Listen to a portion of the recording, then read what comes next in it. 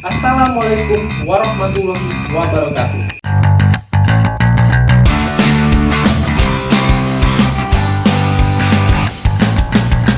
Selamat pagi dan salam sejahtera untuk kita semua. Pertama-tama, marilah kita panjatkan puji dan syukur kita kehadirat Allah Subhanahu wa Ta'ala, karena atas berkat rahmat dan hidayahnya lah kita dapat berkumpul di sini dalam keadaan sehat walafiat. Tak lupa juga sholawat beserta salam kita haturkan kepada junjungan kita Nabi besar Muhammad Sallallahu Alaihi Wasallam serta para sahabatnya dan para pengikutnya hingga akhir zaman. Nah, adik-adik, kenalin, nama kakak Raden Muhammad Ali Trinanda dari kelas 524 program studi Diploma 3 Pajak Politeknik Keuangan Negara STAN. Pada kesempatan kali ini, kakak akan ngejelasin pada adik-adik semua tentang pentingnya pajak. Nah dek, kalau misal ngomongin pajak nih adik, mungkin adik-adik itu bakal kebayang tentang pajak itu sesuatu yang berat, sesuatu biaya, sesuatu yang membebankan. Ya intinya pajak itu gak enak gitu. Nah, ya kalau kita lihat ya dek, definisi pajak itu apa sih? Mungkin adik-adik itu ada yang belum kenal sebagian dengan apa yang namanya pajak.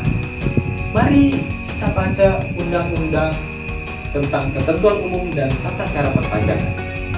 Kalau di dalam undang-undang tersebut dijelaskan bahwa definisi pajak adalah kontribusi wajib kepada negara yang terutang oleh orang pribadi atau badan yang bersifat memaksa berdasarkan undang-undang dengan tidak memberikan imbalan secara langsung dan digunakan untuk keperluan negara sebesar-besarnya untuk kemakmuran rakyat. Nah, mungkin kalau adik-adik lihat di dari ketentuan ini tadi, kayaknya ribet lah untuk dipahami. Nah, di sini kakak bakal ngasih nih penjelasan yang lebih sederhana tentang pajak. Intinya itu pajak itu kontribusi dari kita kepada negara yang nantinya akan dikelola negara dan diberikan lagi kepada kita untuk kemakmuran kita. Dalam artian lain, pajak itu dari kita untuk kita deh. Nah, pajak sendiri ada beberapa fungsi, yakni salah satunya nih, fungsi anggaran. Fungsi anggaran ini berarti pajak itu membiayai pengeluaran yang dilakukan oleh pemerintah deh. Nah, misalnya nih, kayak pembangunan, proyek pemerintah, dan lain sebagainya itu dibiayai oleh pajak deh. Selanjutnya ada yang namanya fungsi reguleran atau mengatur. Nah, ini nih pelengkap fungsi anggaran tadi deh. Jadi pemerintah itu dengan fungsi reguleran ini dapat menetapkan kebijakan nantinya deh. Contoh nih ya deh, contoh dari fungsi reguleran ini dalam hal pajak UMKM yang lebih diberikan keringanan jika dibandingkan dengan pajak pada perusahaan-perusahaan yang telah mapan, yang telah siap dan telah besar gitu ya. Itu tuh tujuannya apa coba? Itu tujuannya agar pemerintah itu tuh ingin melindungi kelompok UMKM ini tadi agar mereka tuh tetap dapat bersaing produk-produknya dengan produk-produk dari perusahaan yang besar tadi deh. Nah, selanjutnya ada fungsi stabilitas. Jadi pajak itu dalam fungsi stabilitas ini untuk menjaga stabilitas ekonomi suatu bangsa ketika dihadapkan dengan yang namanya inflasi. Jadi kalau misal terjadi inflasi nih ya deh, negara itu dapat menerbitkan kebijakan perpajakan untuk menjaga agar ekonomi negara itu tetap stabil. Nah, fungsi yang terakhir namun tidak kalah pentingnya ada yang namanya fungsi redistribusi pendapatan. Dalam hal ini pajak itu digunakan untuk membiayai kepentingan umum tuh. Dan pajak itu juga digunakan untuk membuka lapangan pekerjaan baru. Sehingga dengan terbukanya lapangan pekerjaan baru, angka pengangguran dapat ditekan lagi. Dengan tertekannya angka pengangguran dan menurunnya angka pengangguran tersebut, kemiskinan dapat dientaskan deh. Nah gitu. Jadi dengan adanya pajak kita dapat mengurangi kemiskinan.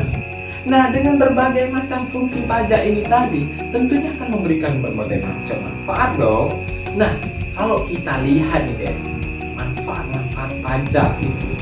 Yang pertama itu, dengan pajak, negara itu bisa membangun infrastruktur baru.